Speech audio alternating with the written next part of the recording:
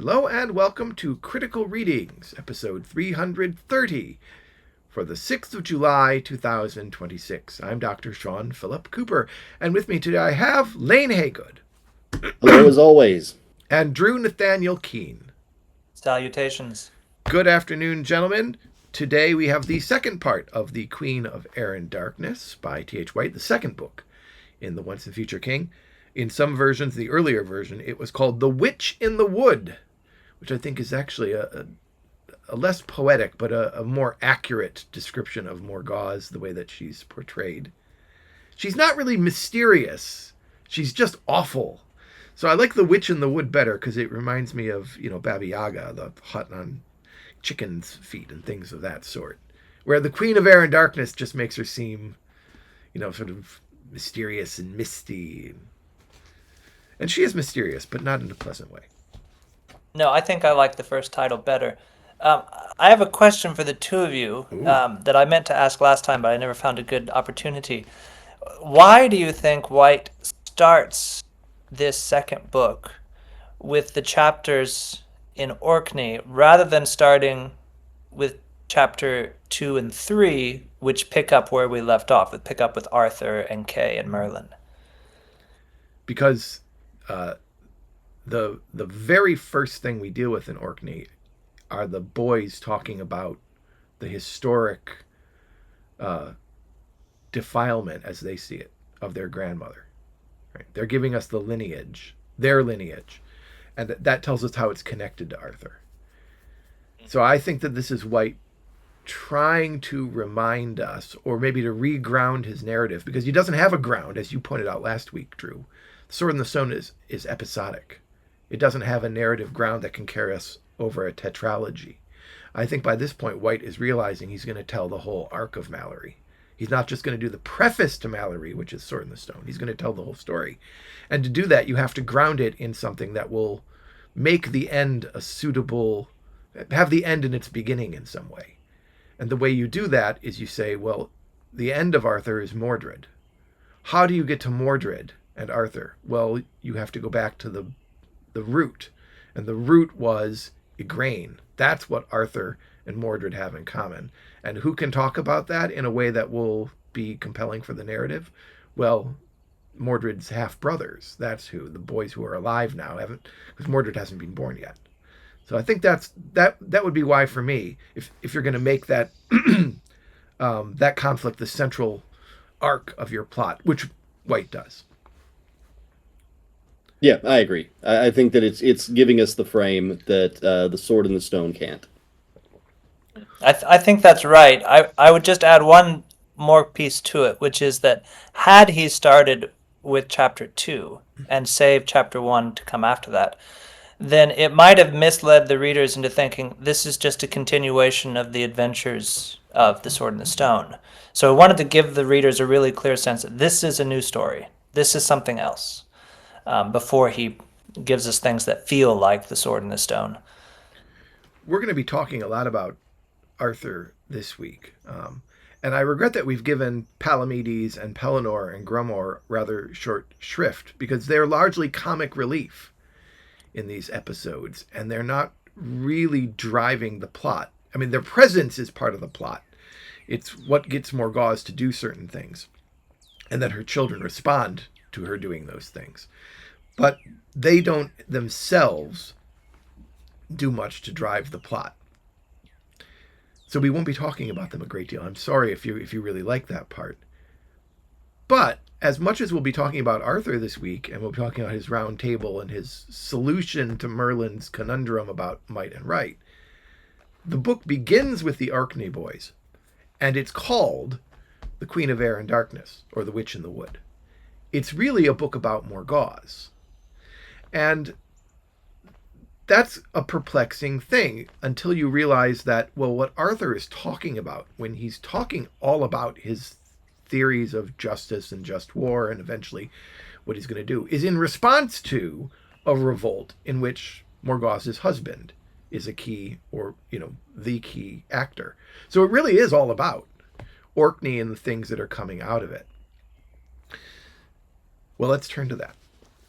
We said we'll talk about Arthur. chapter 8, I think it's chapter 8. Yes. Or no. It is no. It's the chapter in which Arthur summons Merlin for the first time is what I wanted to look at. And maybe that was actually last week in chapter 6. Oh yes, when he goes to Merlin in the tower, and then is told, Go "Don't away. come to me, summon me." So he has to leave, go away, and then summon him as a king is supposed to do. Yes, I think that happens in... Yes, it does. It happened last week in chapter 6. I was right about that. Oops. But that's when they first come up with this idea of discussing chivalry. That's why he summons... Well, that's why he goes to and then has to summon Merlin. He does it in a very airy way. I quite like that. That shows that Arthur really is developing.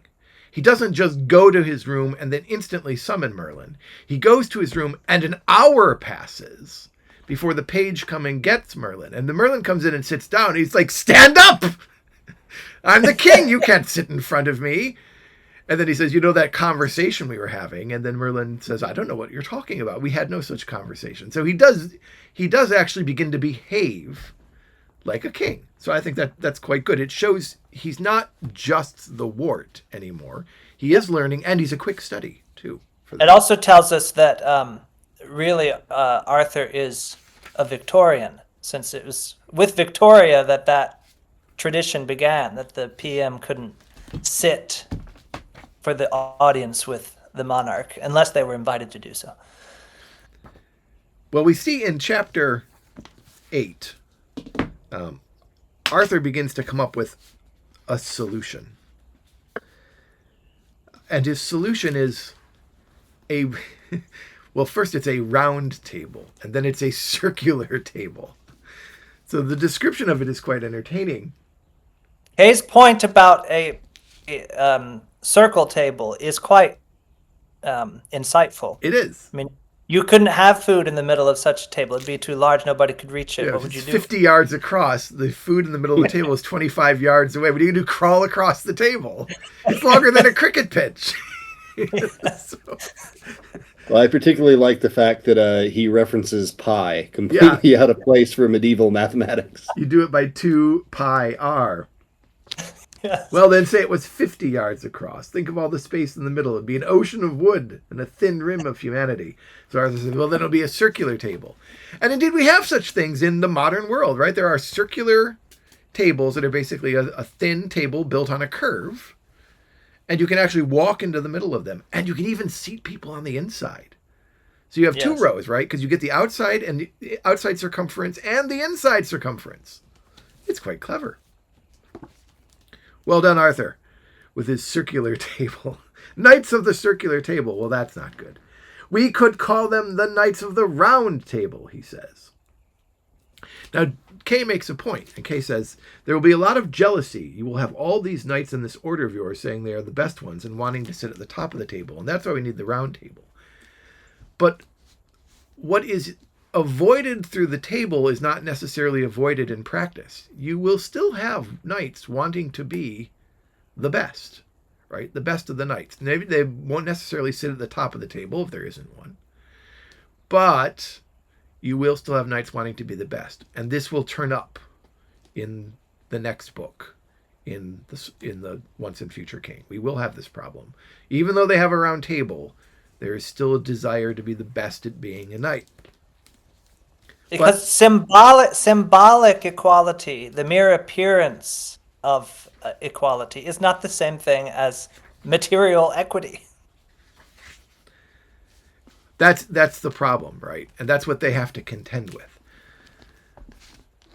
What is interesting here, and maybe commendable, is that White is showing us Arthur who is doing this in an ad hoc way.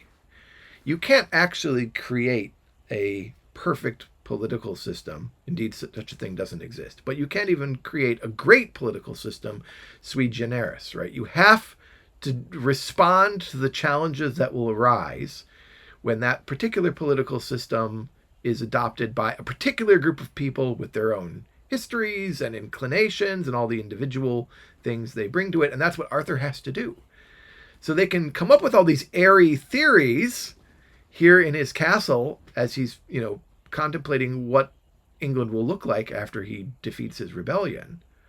But as we'll see in Book 3, once he puts that into practice, new challenges will arise, and you'll have to find some way to address them. And the problem, of course, that Arthur faces is eventually the challenges become overwhelming. It's absolutely the case that theory and practice have to have a dialectical relationship. You've got to try things, modify theory back and forth, back and forth. So there's a constant dialectic there. But it does not therefore mean that any theory is as good as any other.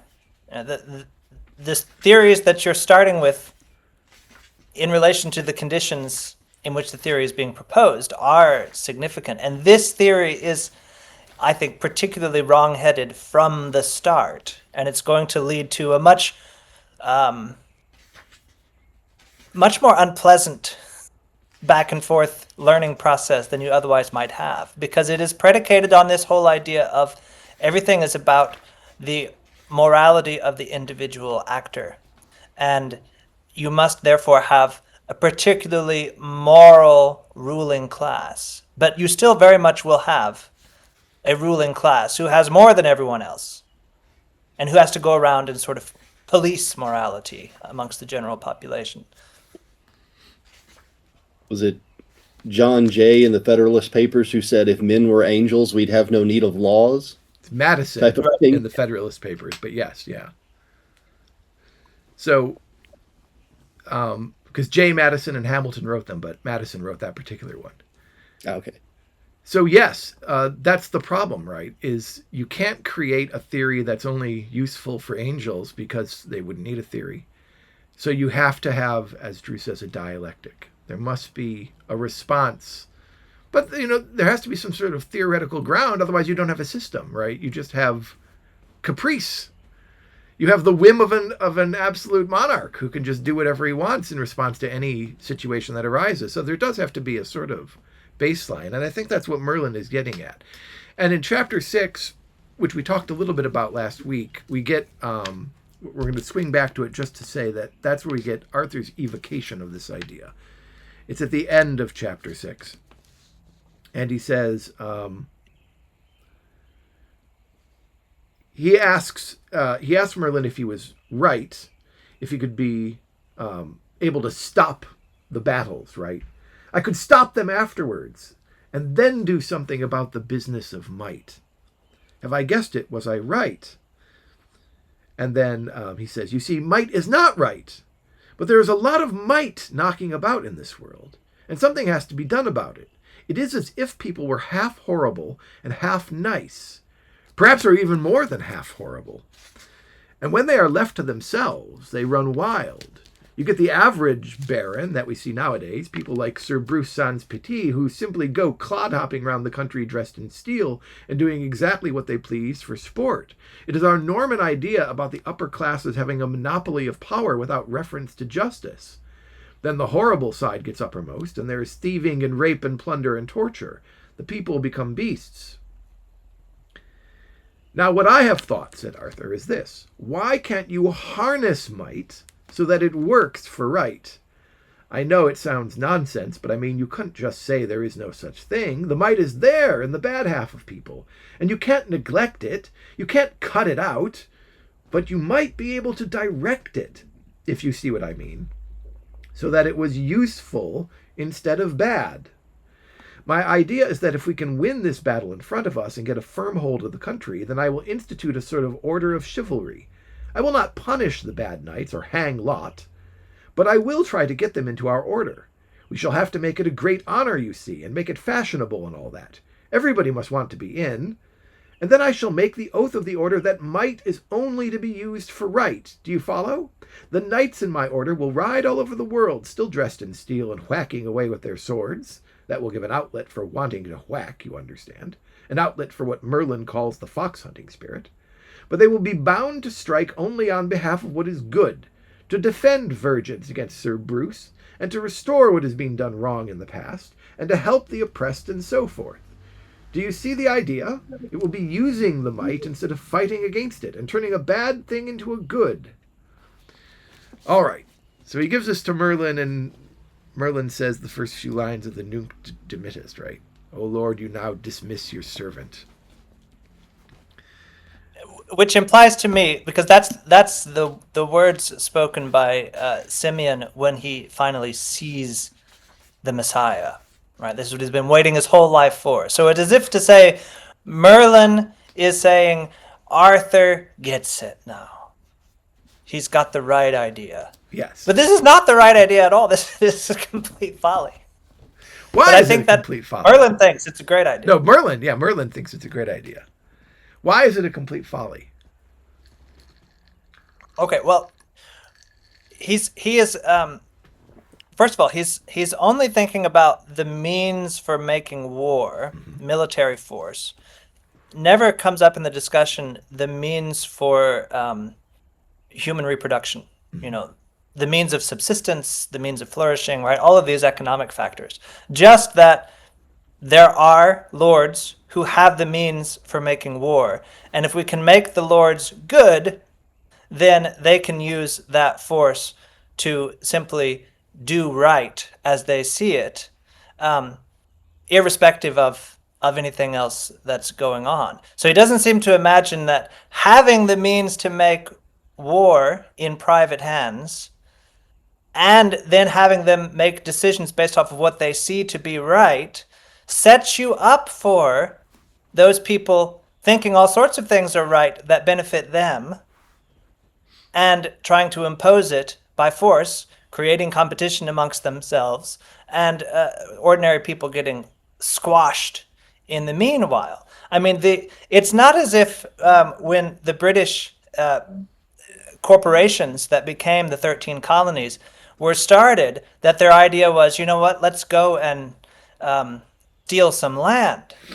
Is they felt like they had a moral imperative. I mean, Locke writes about this. The land was not being improved by its native population, and they were not civilized. Therefore, it was a moral duty to go to the land, to make it profitable, and to civilize the people. So that was a moral imperative to use their might. They thought they were using their might for right. It just so happens to also be a very convenient justification for a lot of other horrible things. But Drew, it's been decades. You have to go with the status quo now. Yes, exactly. So here's a question. Is part of this White just thinking rather in a utopian way or a Little Englander way? Actually, people are more or less fine when they're left to their little villages. The problem is the ruling class and its bellicosity. And so if you could channel that away, right, and then just leave people to their own devices, everything will be fine. You'll have a kingdom of peace. Yeah, he does. He Seems doesn't like you might consider the that perspective of the people onto whom it is channeled. there's no idea here that you might have the means for making war and the means for producing what's necessary to live to be under democratic control, right? To not be in the hands of private lords. And in fact, you know, if he was better about his history, the Normans, in fact, did quickly demilitarize their lords to produce the first rather centralized kingdom in Europe, which put England on the path to really being the first industrialized country. Well, indeed, and that's part of that is William is eager, as are his descendants, not to have any armed rebellions led by rivals to his throne. But also, I think we can read that into Arthur, right? If Arthur is meant to be sort of an analog of the descendants of William, you know, sort of, he doesn't want his barons to have armies. He wants his barons to go off on individual quests. And this will preoccupy them. That's why he's saying he wants to challenge might into right. So maybe this is the Arthurian version of actual history, the Norman demilitarization, right? Now we won't have standing armies. Now my barons will go on quests for holy grails and to save virgins. And It sounds then, like a way for a politician to deal with domestic problems by encouraging military adventurism abroad. well, of course, that's Exactly. exactly what it is. You send the English knights down to France to fight the Count of Anjou or whatever, and everything is happy. It's Right. it's Francis Urquhart's solution to the domestic troubles in the original House of Cards trilogy. Bring back compulsory service. It's how Abraham Lincoln's Secretary of State William Seward Seward. wanted to deal with the Confederacy. He said, if we just declare war on Mexico, then the southern states will rejoin us to fight them. And the thing is, he's probably not wrong. But Lincoln says, it's not a long-term solution. What about when we beat Mexico? Then what? All right. Well, I think it's worth noting at the end of this, there is an unanswered objection and a perfectly reasonable one. And I think White knows it, and that's why he leaves it unanswered. It's probably something he's not himself completely comfortable with. And this is in chapter 8. So they're talking about feasts and Pentecost, and they're coming up with different ideas. And they come up with an answer. And this is useful. It comes to what we said last week. We mentioned it. Kay says, I thought of a good reason for having a war. And you may recall Merlin said in last week's episode, there is never a good reason for having a war of any sort whatsoever. Even if you're being economically strangled, even if you're being starved into submission, there's no good reason, ever. And Merlin says, well, I'd like to hear this. And Kay says, a good reason for starting a war is simply to have a good reason. For instance, there might be a king who had discovered a new way of life for human beings. Something which would be good for them. It might even be the only way of saving them from destruction. Well, if the human beings were too wicked or too stupid to accept his way, he might have to force it on them in their own interests by the sword. The magician clenched his fists, twisted his gown into screws, and began to shake all over. Very interesting, he said in a trembling voice. Very interesting. There was just such a man when I was young, an Austrian, who invented a new way of life and convinced himself that he was the chap to make it work. He tried to impose his reformation by the sword and plunged the civilized world into misery and chaos.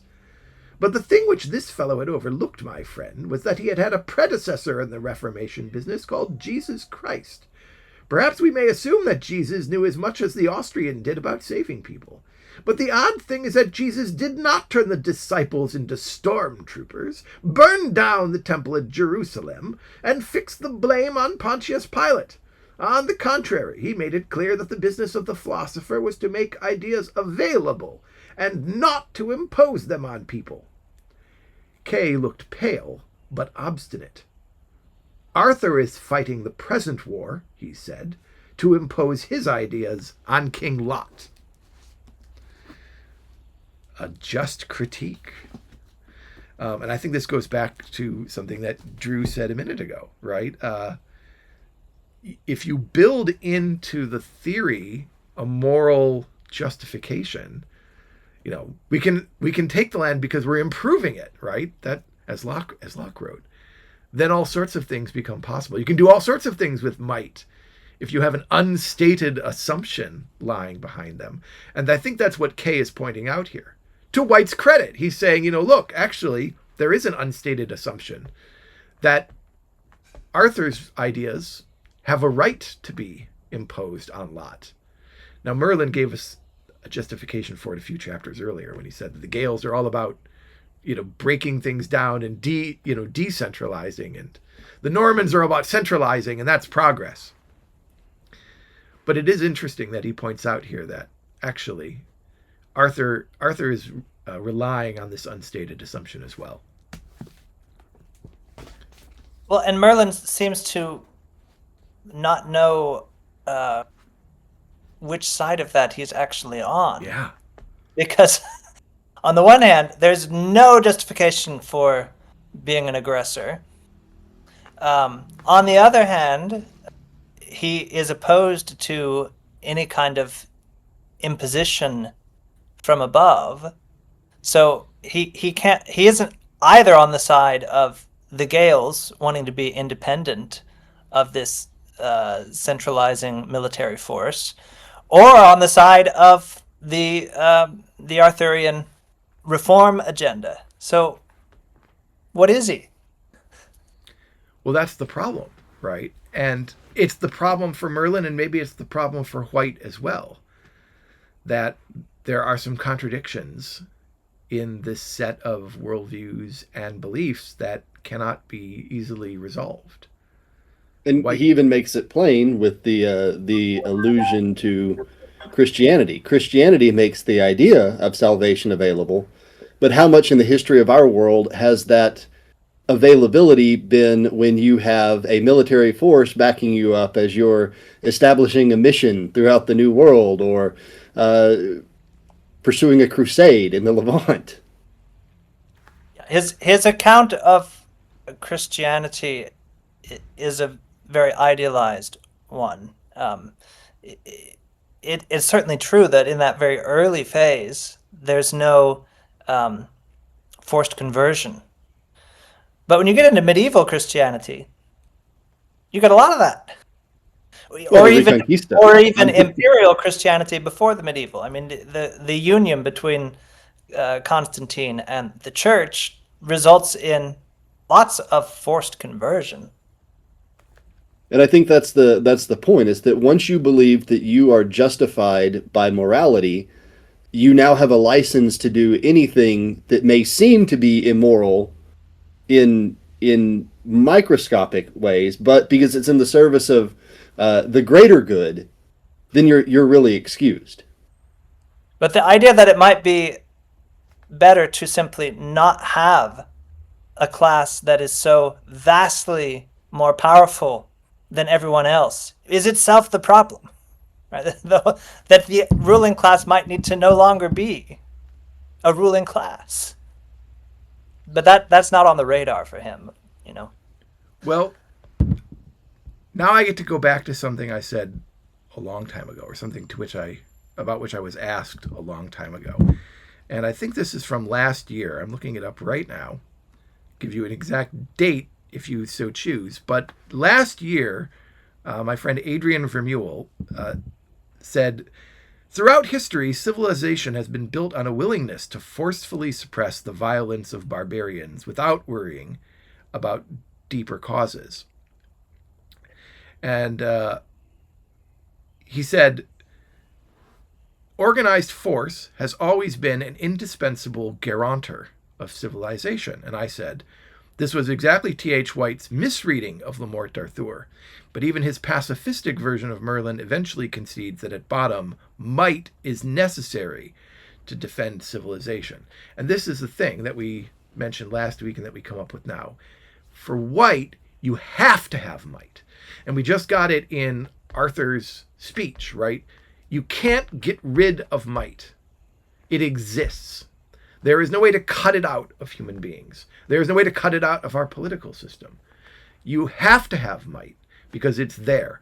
And moreover, as Kay has just pointed out in his discussion with Merlin, might is absolutely necessary in order for Arthur to create his political system. Lot is not going to subscribe to it willingly. He is in open rebellion. So the only way that Arthur is able to stop him is using might. That's because, for Merlin, Lot has already resorted to might, right? He's in open rebellion. He's already chosen violence. That means Arthur can respond. But nevertheless, you have to have might there. So for Adrian, who is probably going to be listening to this episode, I wanted to make sure we got to this, because how does White deal with this issue? How does Merlin deal with this issue? Well, he deals with it by simply accepting that it's part of human nature, and it has to be incorporated into any worldview in which another state has might. I think White is quite right about that. However, Well, Walter Benjamin says something very similar. He says, this is nearly an exact quote, but partly paraphrased. in a class society, every artifact of civilization is also an artifact of violence. Well, And it must be. yeah, we often talk about the state having a monopoly on violence, the monopoly on the use of right or might, because you cannot leave mights the decision to use might in the hands of a single person. That makes it an issue of personal morality. You have to systematize it, and you have to give a layer of remove so that it is the social decision to employ might in these ways, because it is very tempting to, once you have the might, to say, well, then whatever I decide to do with it is right, and you can't say anything to me about it because I've got all the guns. Right. Indeed. And in a system that has extreme inequality, where you have people with such vast wealth that they can simply buy the politicians, and the people have no means of recalling their elected leaders. They simply get to vote every few years, right? That accumulation of wealth gives those private citizens virtual control over military force. And so you really have, in that case, the system has not provided for a social control over force, but has really provided a kind of facade that looks democratic, but in fact is the wealthy deciding how to use the army. Well, I mean, in Arthur's case, it's one man deciding how to use his army, Yes. right? And in as we his see, if that is our noble King Arthur, that's probably okay, yeah, because in he is context, that's at base a fine. good person. Well, that's his idea, right? Is that if it's just good people. So there's no accounting for incentives that are built into one person having control over that much force. It makes it a So very he appealing can be the job, doesn't platonic it? philosopher king, right? Who always does the right thing. Well, and I mean, we see that in things like the good Roman emperors versus the bad Roman emperors, right? Yeah. Like, so if the emperor is a moral and just person, the empire flourishes. If the empire is, Nero, it doesn't. Yeah. Well, I think this is something we can make a Tolkien connection for our readers because, of course, when Drew is talking about the systemic force, we can think of that like the ring, right? That the ring is is an acknowledgement of systemic force, because if you possess it, it sort of corrupts you. The power that it possesses inclines you to do self-aggrandizing things with that amount of power, even though Well, we and never even really even Gandalf and Galadriel admit that. I would use the ring for good, but it would exactly. twist me to its end. So they acknowledge that actually certain kinds of power incline the users. Now we don't actually ever see. It's interesting, I think, in Tolkien that we never really see what the One Ring does. Like, what can you do with it? Nobody ever puts it on to do anything other than become invisible in the Lord of the Rings, right? So we don't know what Frodo could or would do with it if he chose to. But certainly Galadriel and Gandalf are afraid of it for that reason, or afraid of what it would bend them to do. Whereas in White, it's simply power is it's a tool, right? And you can choose to use it for good or ill, and it doesn't necessarily work on you or incline you in any particular way. So these are two quite different attitudes towards worldly power. One thing I will say, however, is that this goes back to my response to Adrian, is that this is, I think, if White is getting this idea from Mallory, I think it's a misreading. Mallory is distressed, indeed, by the civil strife of 15th century England. He doesn't like the fact that there's a civil war going on in which he himself has participated, and that's why he's in prison, incidentally. He's a political prisoner of the other party. But, this is a sort of depredation that is upsetting to him. But that is not the central issue of Le Morte d'Arthur, which is about an internecine struggle, but it's not about Might's role in that struggle. Might was completely unproblematic for Mallory. I mean, Mallory's primary virtue is prowess, the ability to, fight well in combat, martial valor. Mallory's not a monk. No, he is not a monk. He's not even a 12th century monk, and they were willing to break heads when necessary. Think about Saint Torlebach with his shillelagh, right? He's a fairly accurate rendition in some ways of the traveling monks of the medieval era. They're willing to bust heads.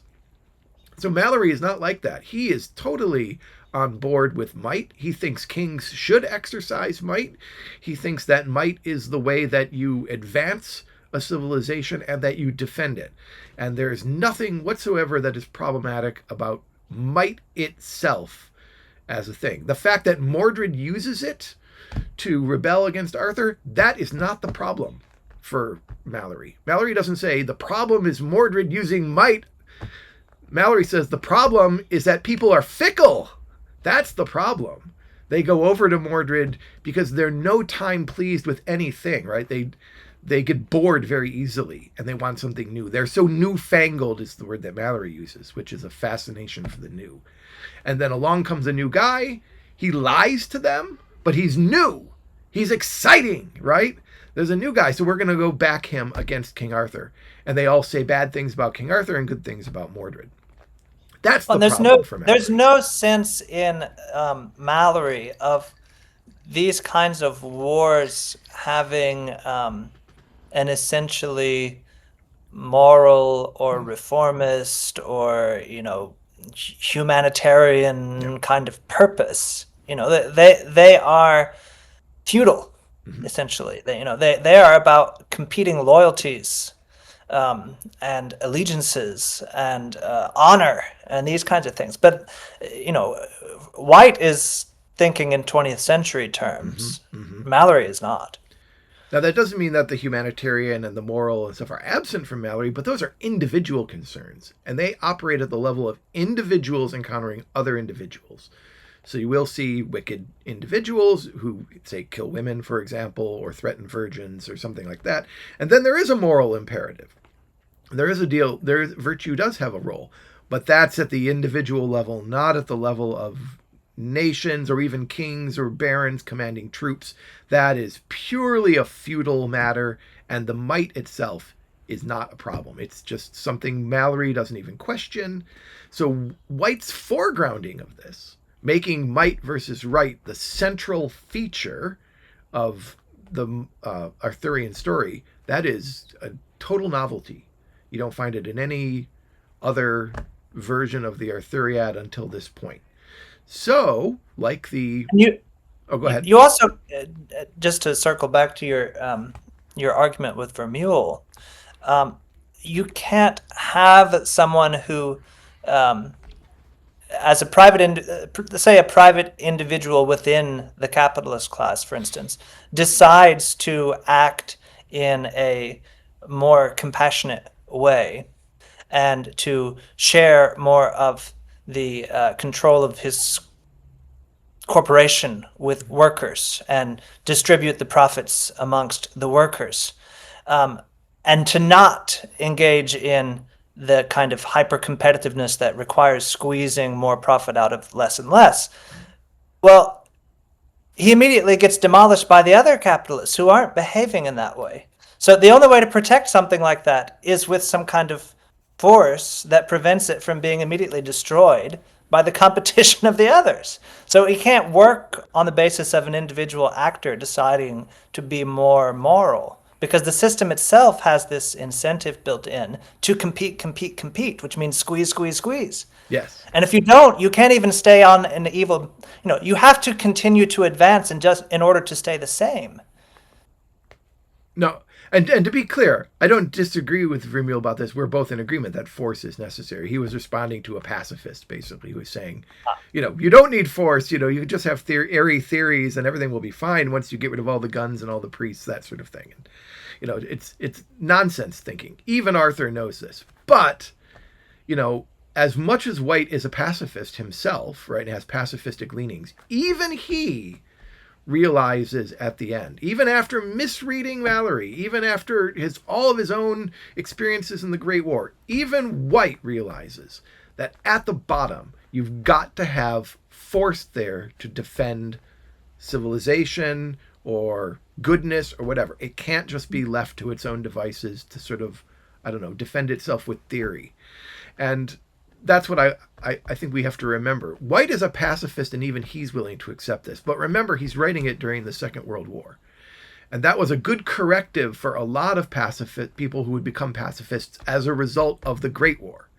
Because you look at the senseless slaughter of the Great War and the death of a generation of men, and you think to yourself, this is pointless.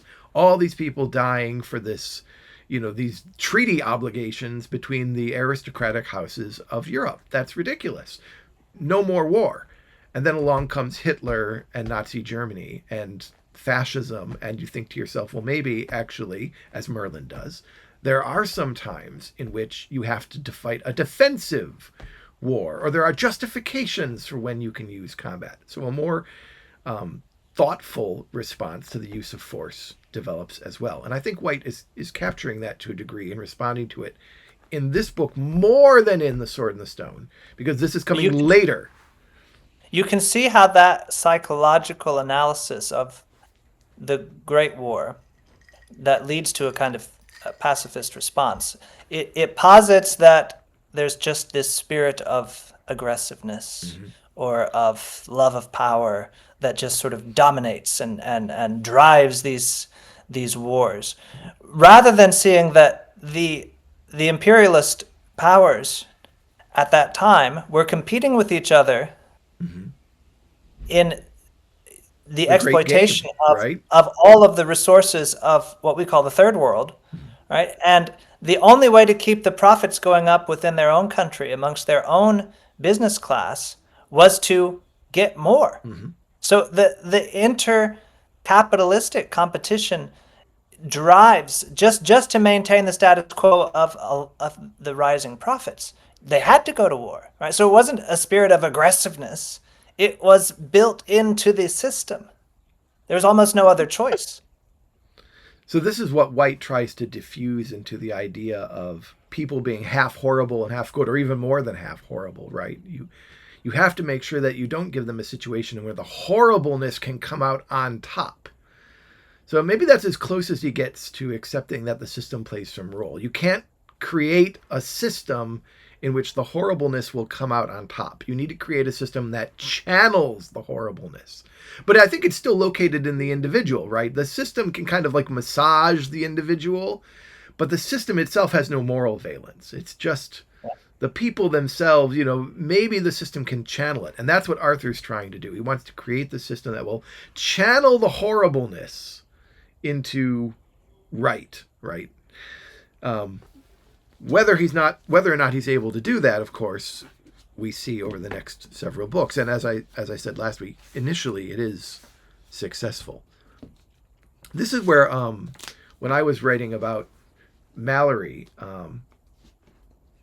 10 years ago now, I guess, in my dissertation, I was trying to suss out to what degree Mallory's idea of chivalry remains intact over the course of writing his Arthuriad. Does he end up leaving it no better or no worse than he found it, or does he begin to question the role of chivalry in his version of Might vs. Right? Is how can you create a stable realm? That's his concern.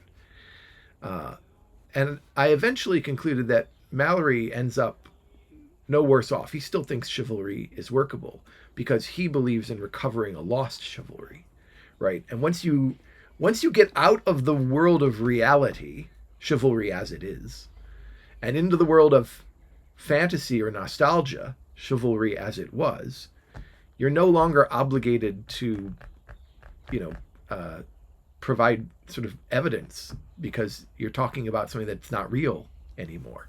So Mallory's able to say, well, if that chivalry came back, everything would be fine. It would solve all of our problems.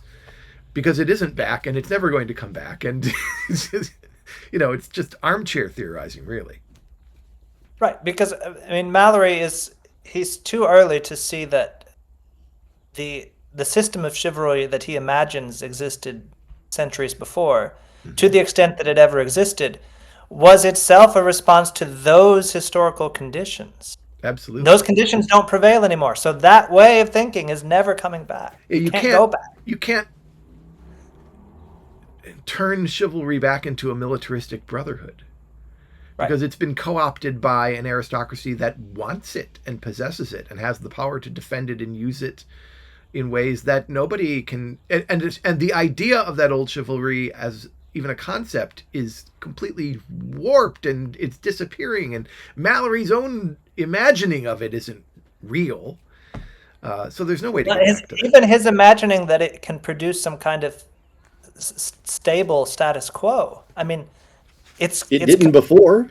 Well, right. that's the It's thing. continual conflict. It doesn't Right? produce a status quo. And that's what I was wrestling with. Like, well, but Mallory acknowledges that here in Arthur's realm, chivalry fails. Right? It doesn't produce a stable realm. The book is filled with combat, and then Camelot collapses.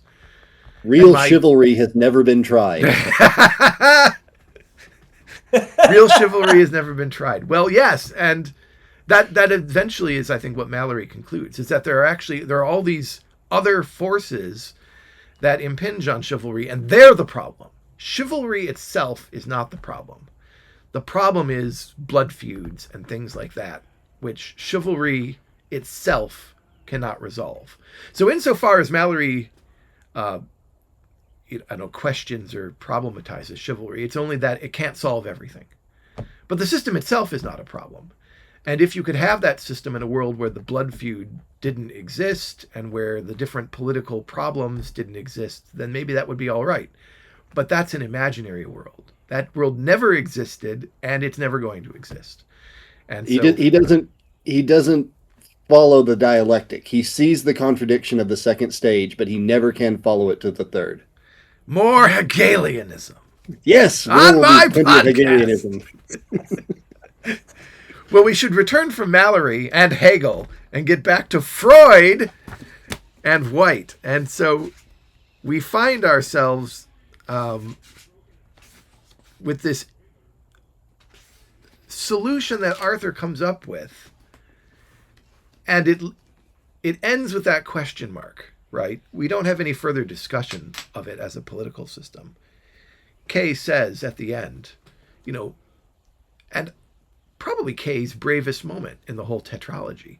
He's just been sternly rebuked by Merlin in a story that would have great resonance for the listener. It's about Adolf Hitler, basically saying, this isn't the Christian way of living.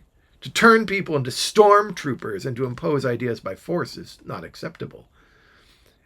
And then Kay says, well, that's exactly what Arthur's doing. And Merlin doesn't even get a line of description. That just ends the chapter. I think it's Kay's bravest moment because it's frightening. Merlin has always been right. That's why he's pale, but obstinate. And maybe it's White's bravest moment, confronting his own beliefs. There's Merlin saying probably what White is thinking. And there is an objection.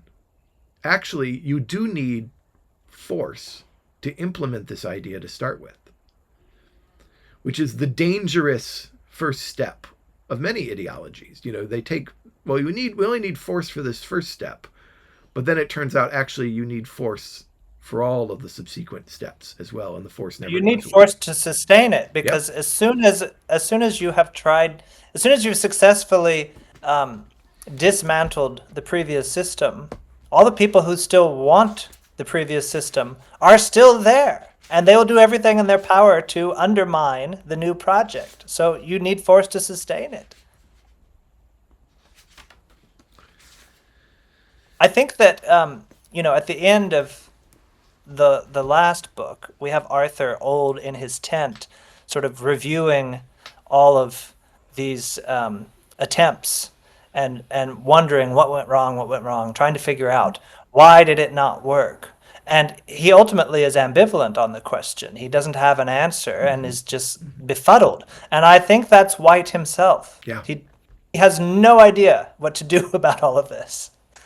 Well, it's intractable at a certain level, right? Nobody has any idea what to do about all of it. And maybe he's a flawed man and his theories are flawed, but maybe his great salvation, if we can look at it that way, is that he's at least willing to admit it. He doesn't have all the answers. And all of his theories, when ultimately implemented, they're contradictory. And how do you work your way out of this muddle? And maybe the answer is you don't. There is no perfect theory that maps naturally onto the real world and can answer every objection. It doesn't exist. Well, and we actually kind of see that in Merlin, who should know all of this, remember? And Merlin even says at one point, remind me to warn you about Guinevere at some point. Like, he knows every problem that is going to befall Arthur and then just doesn't tell him about it. Yeah.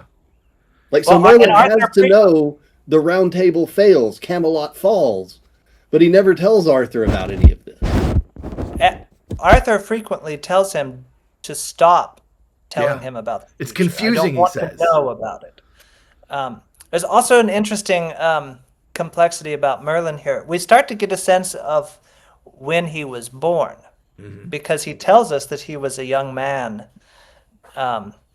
in the early 20th century. So he has to have been, and he's moving backwards through time, so he has to have been born mid to late 20th century. But he also tells us that he is a Gael through his mother and a demon through his father. So he's a Gael, but also from the 20th century. It's all very confusing. Well, that's from the prose Merlin, right? So that's part of the real tradition. So, but he brought that into this. He brought that forward, yeah. So there's yet another white contradiction there in taking these multiple sources and marrying it to his own ideas. How do you do that? Well, you just embrace the contradiction and build it into the story. Well, this brings us to chapter 10. Embrace the contradiction, not in the Hegelian dialectical sense, but in the sense of let's have two things that don't fit together stand side by side and not try to resolve it. Yes, exactly. The post-structuralist sense. 21st century music composition. Embrace the discordance. Play those two notes right next to each other, the C and the C sharp. Well, here we are in chapter 10, and they're about to go into the Battle of Bedegraine, which we're going to read in a moment. And Arthur sees that Merlin is worried. Is it about the battle? No, I know you're going to win the battle, so that must be some help. And then Merlin tells Arthur the story about death, it's a famous parable, right? The man who runs into death in one city and is therefore terrified and seeks out all the help he can find to flee the city as far as he can, and he rides for a night and a day and arrives in a new city, and then that evening runs into death again, and this time death is surprised. And he says, I ran all the way from such a distance to avoid you. And Death says, oh, that's interesting. Well, the reason I was surprised is yesterday when I ran into you there, I heard that I was going to meet you tonight here.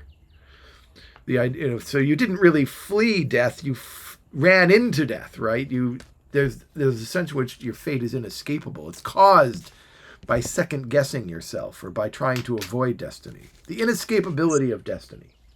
This is a plot point in every Star Trek time travel episode that there is, where somebody at some point will say, what if that's the thing that leads us to this? We can't afford to begin second guessing ourselves now, is always the invariable reply, verbatim. They always use those exact same words.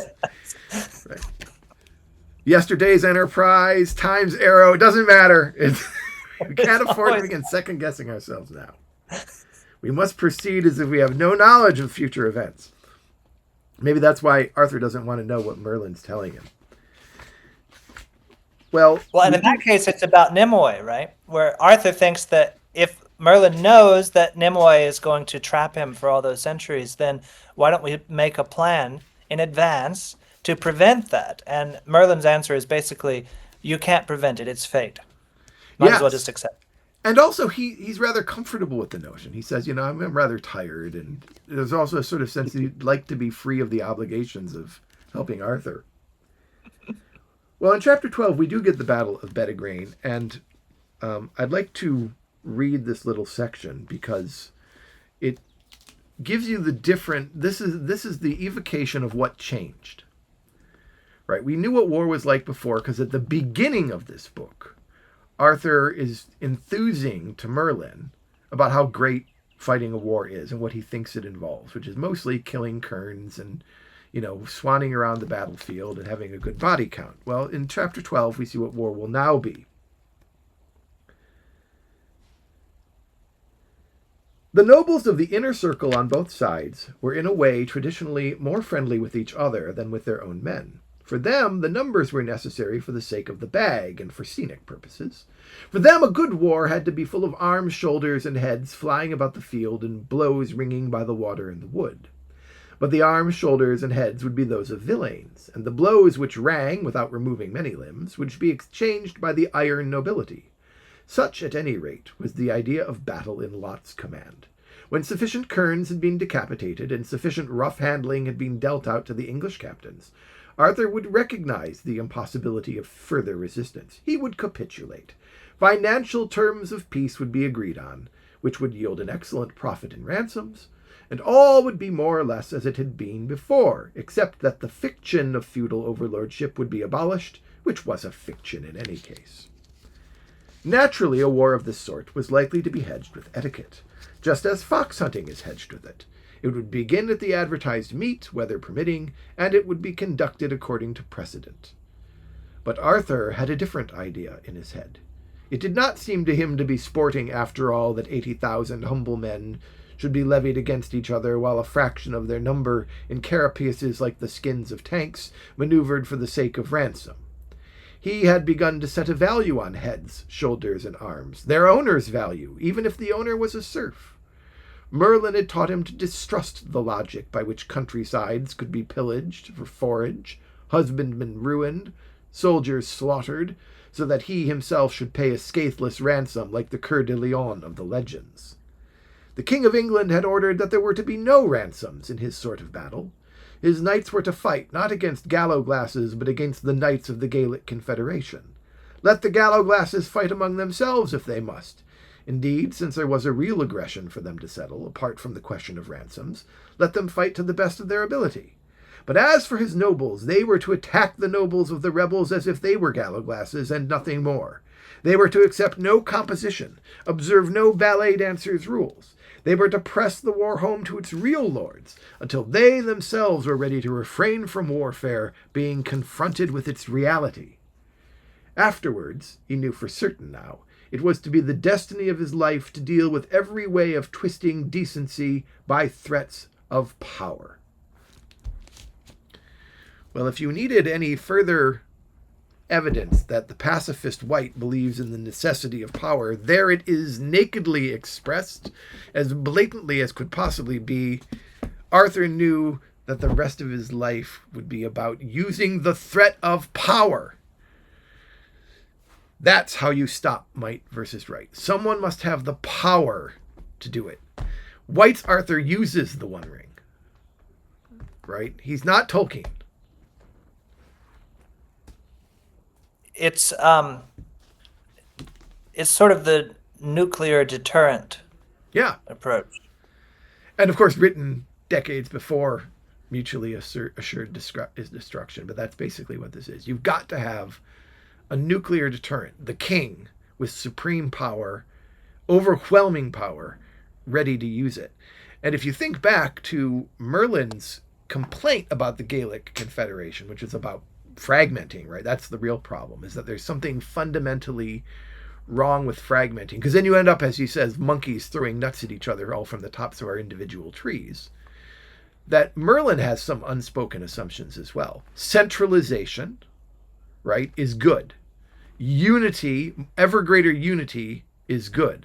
So that we can imagine, extrapolate from this, that in White's view, what would be the ultimate advance, the ultimate progress, would be a one world government in which everyone is brought under, and there's only one source of power, and it's the threat of that power that keeps wickedness at bay.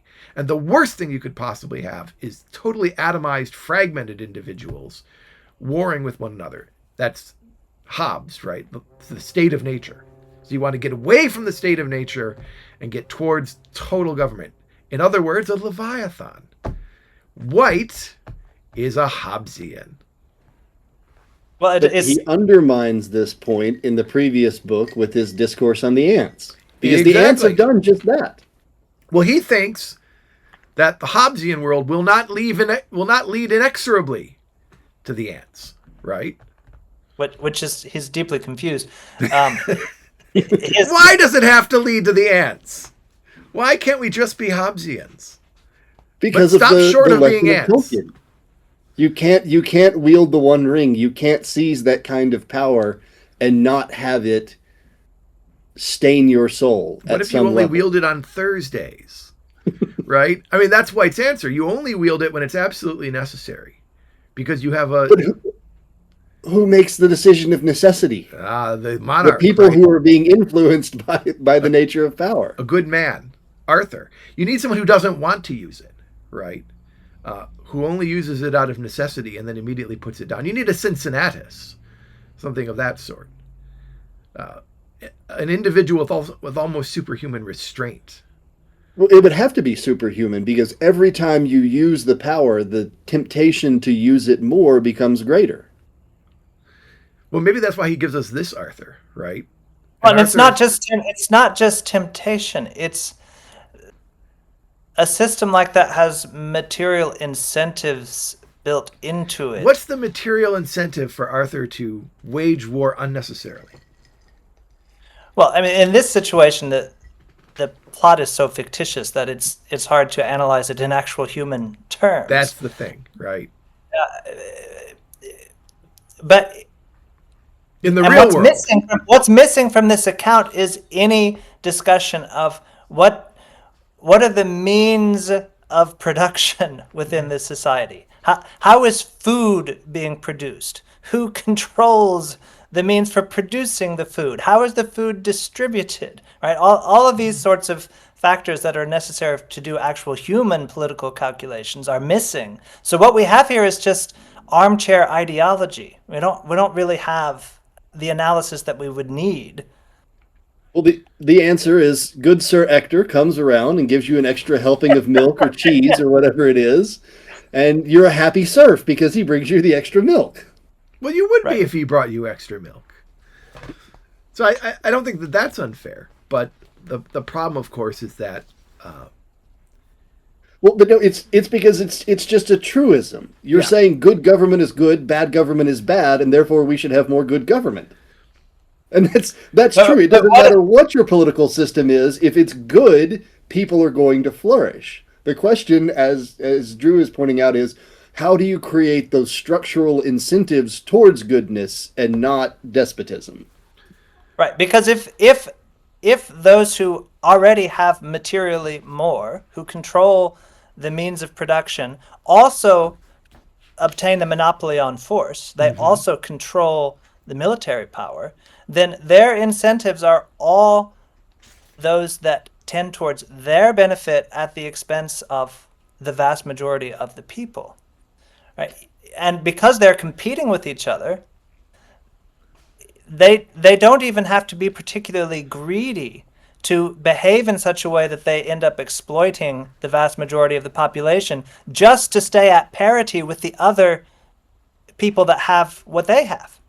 Right? And so you create this imperialist competition. This is World War I. This is how it happens. well, I think that this is the problem. We'll deal with this in the next book. Is that you can create a system that doesn't superficially acknowledge competition, but the competition doesn't go away. Right? You can have a round table, but the competition is still there, and that's the problem. And to a great extent, in this particular Arthuriad, that's a big problem because it leads to competition between Lancelot and Mordred and Agravain and Gawain. And once you have that competition, everything starts to come unstuck because you can't, that's the alliances of the Great War, right?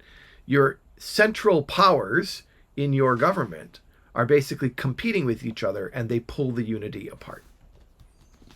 What we need here in this story is workers developing class consciousness so that they can seize the means of production. I think you got to go back to the ants for that, Drew. All right. Well, I refuse to accept the ants as the ultimate Hobbesian expression in the Once and Future King. I simply refuse. Out of hand, like Merlin, I'm dispensing with it. And we're going to instead say, at the end of chapter 12, we get to see another example of Merlin, and he's in an infantry habergeon, right? He's been fighting. So remember, he is eventually going to be, for him, it's in his past. He has been a pacifist, but he isn't anymore. So I know I'm banging on this point as much as White is banging on it, right? But Merlin is not a pacifist, and White, although he has pacifistic leanings, particularly look at the geese in the first book, he has, by this point, remember he's writing this after Sword in the Stone, and now the Second World War is really kicking on. He is not a pacifist, and he is effectively repudiating those beliefs, albeit gently. Right? He doesn't mock Merlin for having held pacifistic beliefs when his country was the aggressor in the Boer War. But at the same time, he realizes that pacifism is untenable. So you can't have a pacifist philosophy. And you certainly can't have a pacifist philosophy in an Arthurian story where Arthur does actually fight lots of battles, especially at the beginning, in order to impose his rule on the rebel or unconvinced, depending on how you view it, nobles who don't accept him as the successor to Uther.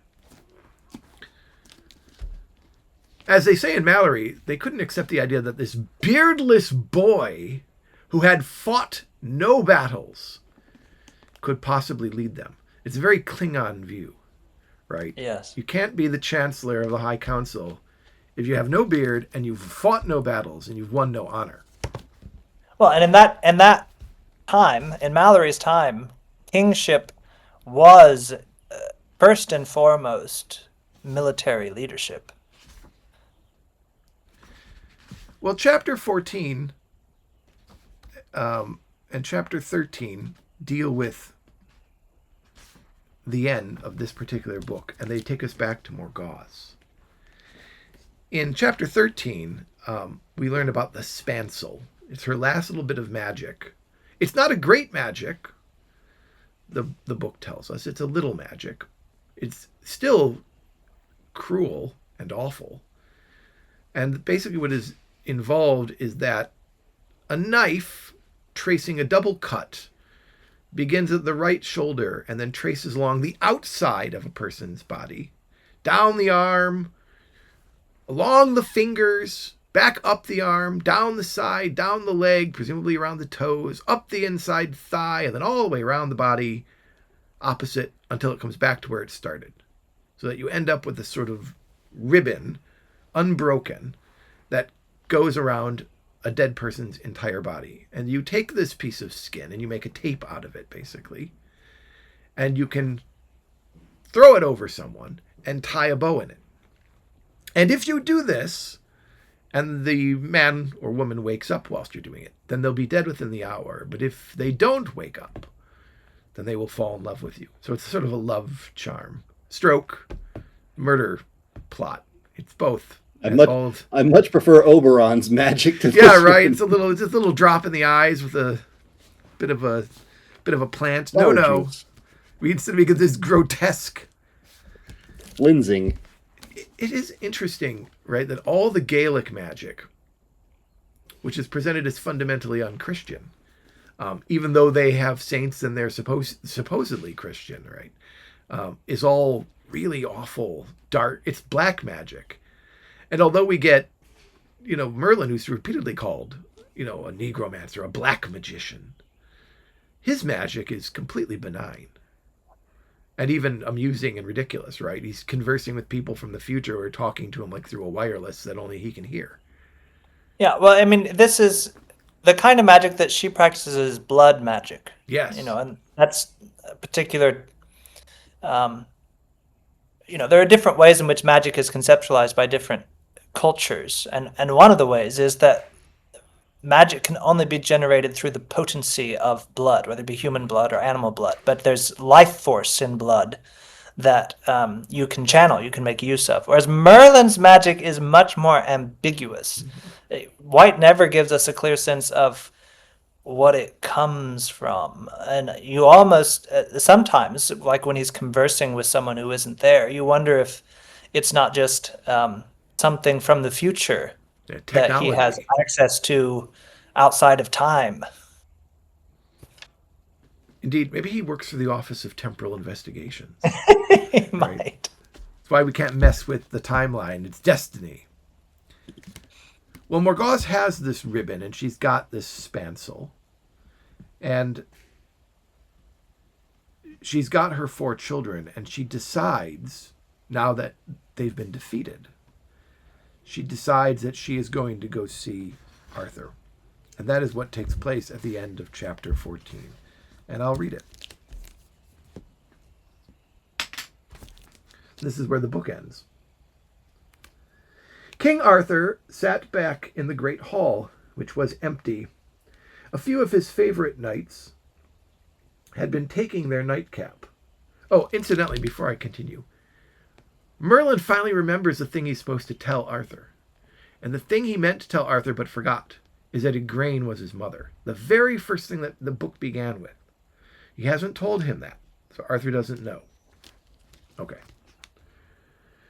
It had been a tiring day, although he had reached the full strength of his youth, and he leaned his head against the back of his throne, thinking about the events of the marriage. He had been fighting on and off ever since he had come to be king, by drawing the sword out of the stone, and the anxiety of these campaigns had grown him into a splendid fellow. At last it looked as if he might have peace. He thought of the joys of peace, of being married himself one day, as Merlin had prophesied, and of having a home. He thought of Nimue at this, and then of any beautiful women. He fell asleep. He woke with a start to find a black-haired, blue-eyed beauty in front of him, who was wearing a crown. The 4 wild children from the north were standing behind their mother, shy and defiant, and she was folding up a tape.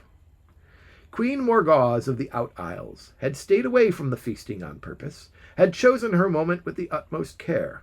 This was the first time that the young king had seen her, and she knew that she was looking her best. It is impossible to explain how these things happen. Perhaps the spancel had a strength in it. Perhaps it was because she was twice his age, so that she had twice the power of his weapons. Perhaps it was because Arthur was always a simple fellow, who took people at their own valuation easily. Perhaps it was because he had never known a mother of his own, so that the role of mother love, as she stood with her children behind her, took him between wind and water. Whatever the explanation may have been, the Queen of Air and Darkness had a baby by her half-brother 9 months later. It was called Mordred. And as Merlin drew it later, was what the magician called its pied de grue. And then there's a layout here in the book of basically the bloodline. Even if you have to read it twice, like something in a history lesson, this pedigree is a vital part of the tragedy of King Arthur. It is why Sir Thomas Malory called his very long book The Death of Arthur. Although 9/10 of the story seems to be about knights jousting and quest for the Holy Grail and things of that sort, the narrative is a whole, and it deals with the reasons why the young man came to grief at the end. It is the tragedy, the Aristotelian and comprehensive tragedy, of sin coming home to roost. That is why we have to take note of the parentage of Arthur's son Mordred, and to remember when the time comes that the king had slept with his own sister. He did not know he was doing so, and perhaps it may have been due to her, but it seems in tragedy that innocence is not enough. So, I think everyone who seriously reads Malory comes away with an idea about its central theme. What is it actually about? What is the crux of Malory? For my mentor, the crux of Malory is Tristram. It's the Tristram that Malory is really about. For me, it's about the blood feud that begins in Balin and is traced through Lamorak down to Agravain and Mordred and the death of Lancelot and Guinevere, or Lancelot and Gawain at the end. But for White, it is about sin coming home to roost. The death of Arthur is because Arthur sleeps with his sister, and therefore he must pay the ultimate price. His kingdom must be destroyed for this act of incest. He must be destroyed by the fruit of it. That's poetic justice, or poetic fitting end, right, for the hero. It wouldn't fit Aristotle. I think he's wrong about Aristotle, by the way. It's true that Aristotle's formula for tragedy includes hamartia, a sin, literally a missing of the mark. And he's characterized that here as sin coming home to roost. But it's also essential in Aristotle that the hamartia be something that the protagonist can take blame for.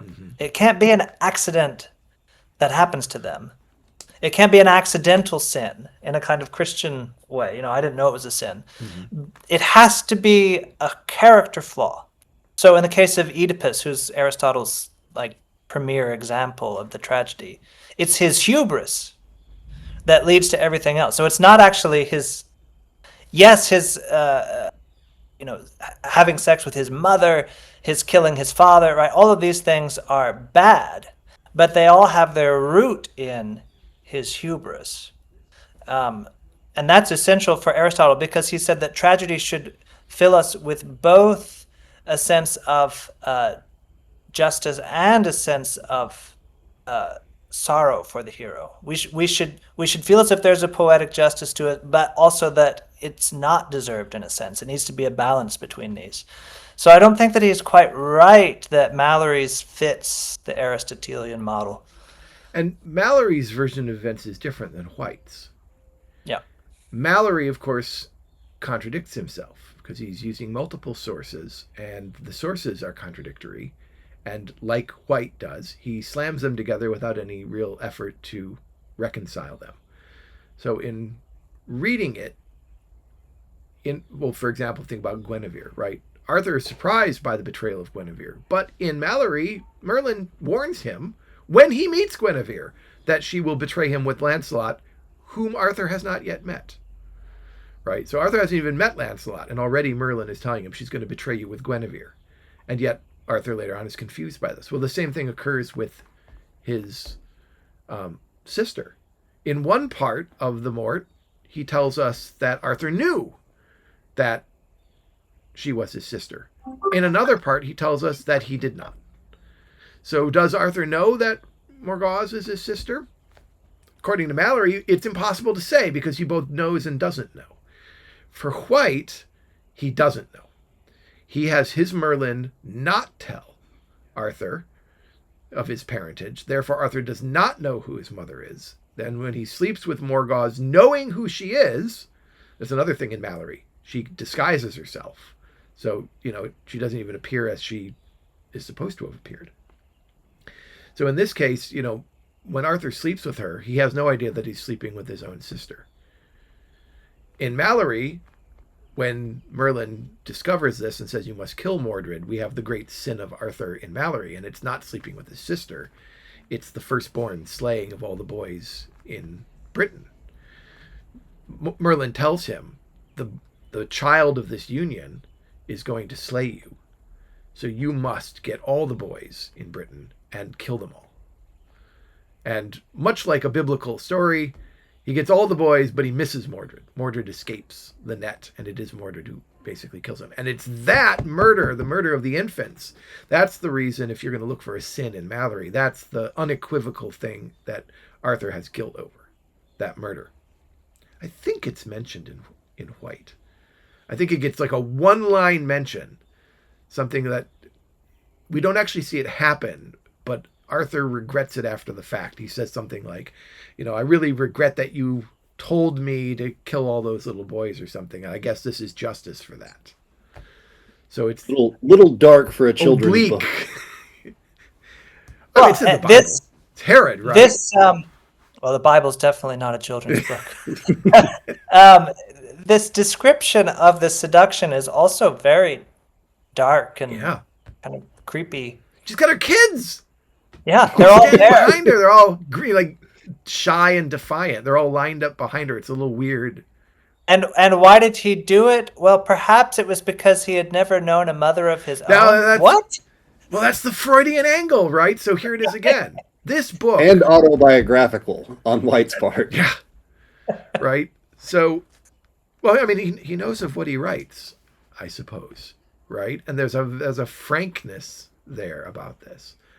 Well, he admitted in revising The Witch in the Wood to the Queen of Air and Darkness that he based Morgause off his own unloving mother. Yeah. Well, if that's true, he must have been an extraordinarily unhappy child.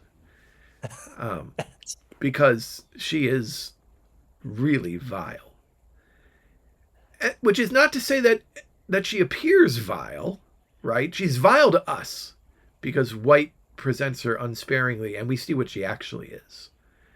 But to the people around her, she's entrancing. And that's why Arthur's able to fall in love with her, because she is beautiful. And she's an expert manipulator. She manipulates her children, she manipulates the English knights, and now she's manipulated her brother. And she doesn't know that Arthur is her brother either in this version of the tale, right? So there is a sort of innocence there. Now, whether or not that makes it more potent as a tragedy, Drew, I leave to each individual writer. I think it, for me, I think it does. White is right in that final line when he says, in tragedy, innocence isn't enough. The innocence of them in this sin. And then the... Well, Aristotle argues that if it's only an accident, the bad things that happen to the protagonist, if there's no sense in which they have earned it through some character flaw, then the effect will be despair, and that's not what you want. But maybe I do want despair. I'm not defending Aristotle. I'm just saying that's his concept. That's why it doesn't work for it to be an accident in Aristotle's theory, because his is a very finely balanced. It has to be just, but still tragic, both. Otherwise, it's just a concatenation of circumstances. It's coincidence, right? I think that's fair. Maybe we can put a new spin on Aristotle, and we can say, if it had been avoidable, as it is, and yet it's not avoided, right? Like that's what gets we lose the hubris or the flaw on the part of Arthur. What we gain instead is Merlin, who knew this and could have told him. Arthur, who shouldn't be sleeping with someone to whom he's not married, right? So there are other things that impinge, but they're different than if Arthur knowingly sleeps with his own sister. And it's this presentation of things is designed to remove any fault from Arthur for what's happened. It's placing all of the blame on Morgana. She seduces him. He's almost totally passive in this. And then White offers us some weird explanation for why it makes sense that he would have done this, because, well, he didn't know his own mother. Yeah. Well, there's other things. He also uses spancel. She has magic. Let's give her blood magic a little credit. Although we haven't seen it work, have we? No. We haven't seen her carry a spell through yet. Yeah, it can't work. Arthur has to be beyond that kind of power. Does he? I mean, isn't the whole point that Arthur is just a perfectly normal person? He's completely... He says Arthur has always been a simple fellow, it says here. Right. He's perfectly normal. I think that's the thing, right? That's what White is getting at. And maybe this is the one place where he's willing to admit that you can have a structure that does it. That structure would be called education, right? An educational structure could make a difference. It could make people like Arthur. Because Arthur's just a normal guy. He's not superhuman, he doesn't have superpowers. He's not very strong. He's not particularly large. He's even put upon, and yet, because of the nature of his education, he turns out to be an extraordinarily decent person. But that means he's also subject to spancels and things of that sort. If only it's ever worked out that the most educated people were always the most moral. He's not but he's not the most educated person, right? I think that's the thing. It's like by the standards of the day, the most educated person would have been, like the sons of other barons. He just has this tutor, and the tutor's a very weird exact one. Right kind of education. Yeah, the right kind of education. That's the thing. You need a specific kind of education. So I was thinking this earlier when you were talking about systems and how White doesn't accept that systems can create effects. I was thinking to myself, what about education, though? Because that does seem to be the place he thinks it does work. If you have the right kind of education, you could train Arthur. As a teacher himself. What right? And education for him is about the delivery of the right ideas into the individual mind. So even for him, education isn't really a systemic force so much as it is a kind of banking model. You What have to about the have the right systemic forces deposit of put into the account. what about the systemic forces of aristocratic life and privilege, which undermine Kay's education? Right. I mean, White does seem to acknowledge Let's seem that. to see that. Yeah. Yeah. Now that is something he does notice. I wish he would carry that out more broadly. That insight. I think that's just part of his class critique, though, right? He has a well. I mean, we see that in the combat between at the Forest of Bedegrain, right? That comes out there that he has a real problem with this hierarchical British class system that he believes leads to all sorts of inequalities, particularly on the battlefield. Well, on that, I think we have to finish. But I hope that you've enjoyed. Well, maybe that's not the right word. I hope you've been intrigued by the Queen of Air and Darkness. I find it's a tough read in places because so much of it is about really unappealing, awful people doing really unappealing, awful things and becoming more unappealing and awful. And there's a tragic arc that you know is coming, and you see it happening, not just with Arthur, but also with the four Orkney boys. And so that's like the most painful part to me for me to read now as a son, as a father of three young fair-haired sons, one of whom is rather crafty and one of whom is rather bold and one of whom is just a little naive, innocent baby. When I read this, I think to myself, oh, please don't let them turn out like Agravain, right? Please. Because there's, and maybe for White this is important too, right? That there's no reason that these four boys had to turn out the way they did. There's no reason that Gawain had to grow up to become a hot-headed guy who blows his stack to the point that he kills women. There's no reason that Agravain had to grow up to become this twisted, Oedipal, murderous, gratuitously violent Norman Bates-style character. There's no reason that Gareth and Gaheris had to grow up and fall out with their brothers to the point that they ending up on the wrong side of a family feud. They get killed by their own friend, Lancelot, who murders them both inadvertently, right? And there's no reason even that Mordred, the product of incest, has to grow up to become, as White paints him, this weird caricature of his dead mother who now wishes to venge himself on his own father. And yet, that's what happens, right? It happens to all five of these boys. Seems to put all the blame on the mother. On Morgause. I think you're right. Very Freudian, though. It is very Freudian. That is I think Freudian, that's the thing. yes. That's it. Like what White is very angry at his own mother, and White is a Freudian. If you're angry at your own mother and you need a theory, Freudianism's a good one, right? it's very useful. It'll play to all of your prejudices. It'll confirm exactly what you think. And I think that White does that. He has given us a Freudian book, and so yes, it's absolutely Morgause's fault. And in a way, the death of Arthur is also Morgause's. Well, not just in a way. I mean, right here you see it. This is Morgause plotting to do what? Again, we don't know. Just the satisfaction of her urges. But later on, that sin will come home to roost. It'll destroy Arthur in the person of Mordred. Why? Why does all of it happen? Fate. Fate, Morgause. Yeah, but even then, if why does Morgause do it? We don't know. It's inscrutable. bad. The Gaelic miasma descends, and we simply don't know. All right. Well, next week, the ill-made knight. If you wanted to see a female character who speaks more than one line, then next week you'll get it with Guinevere, because she talks an awful lot. And we also get to see Lancelot, who is an extraordinarily compelling character.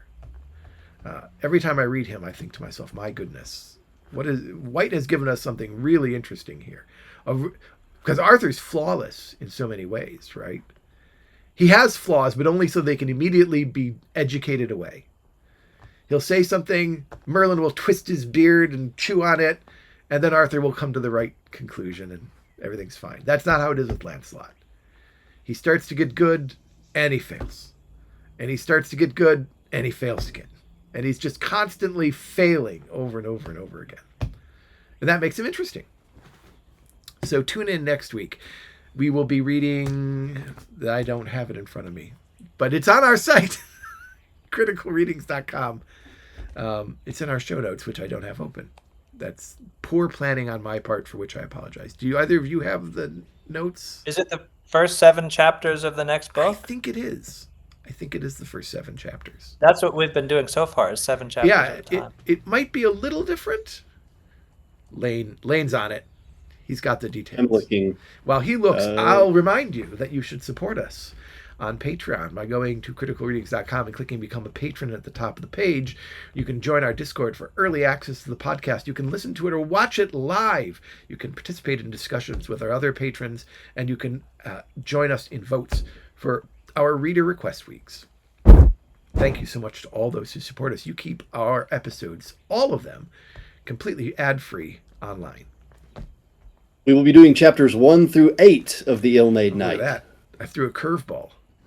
So it's 8 chapters, probably because that's where there's a break. So I tried to design it so there's structural breaks for people.